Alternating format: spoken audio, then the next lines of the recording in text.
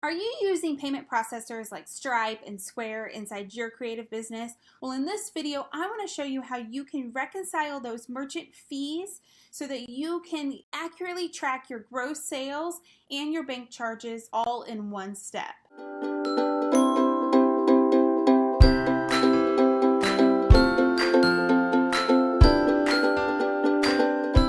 Hi there, I'm Meredith Rhines, an accountant and certified financial planner. I help creative business owners learn how to handle their bookkeeping in under 30 minutes a month so that they can focus on money-making tasks that increase their profits. In this video, let's do a quick overview of how to reconcile merchant fees when you use payment processors like Stripe or Square.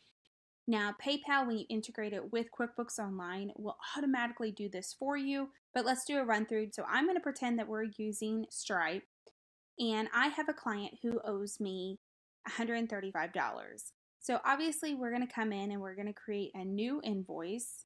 We're going to create our sample client.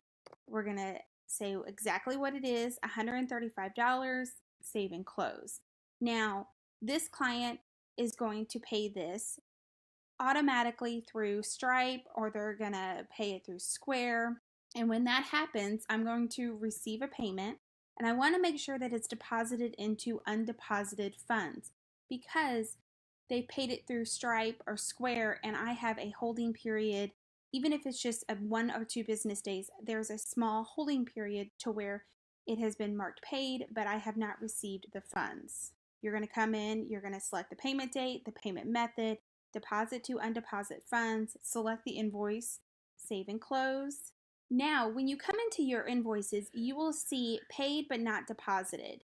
So what we're going to do is we're going to open up this invoice. And undeposited funds, what that means is it's simply a holding account. If you take checks from a client on a Thursday, but you don't go to the bank until Monday, basically all of those funds needed to be deposited into the undeposited funds account and not your bank account.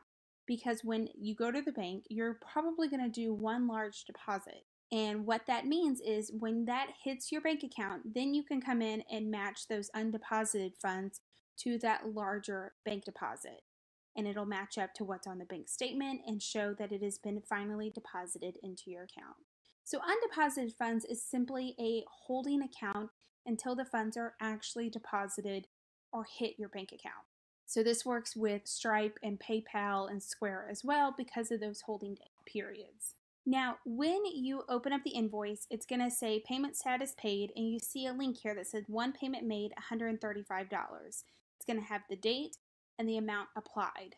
But let's look at what actually hit the bank account. So you will see that you actually had $130.78 hit your bank account out of the $135.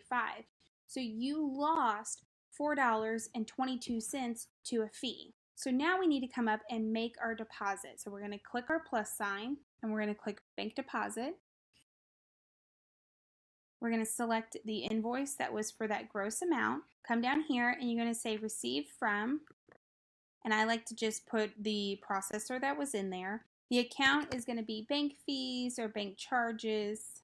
You could create a new expense account for bank and merchant fees, but to me, bank charges and fees work just fine. And what we're going to want to do is we're going to enter the amount as a negative, because when you enter an expense as a negative, it will actually show up as a liability on your profit and loss, but you're going to enter it as a negative amount.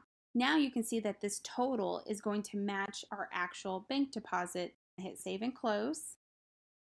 And then what happens is now this deposit from Stripe is going to have a match to an invoice. So we're going to click match. What this is now I don't have to alter my sales price in my profit and loss. I can record my bank fees, which are a deduction on your Schedule C as a tax return, or if you're filing as a partnership, it is a deduction. So it's now going to match. If you have any questions, be sure to ask those down below this video. I do have a training on how you can tackle your bookkeeping in under 30 minutes a month using QuickBooks Online. That way you will have more time for money-making tasks instead of wasting hours inside your bookkeeping figuring out how to reconcile merchant accounts, how to match payments with invoices, and all of that. I'm going to teach you how to do that inside this training. You can register for free below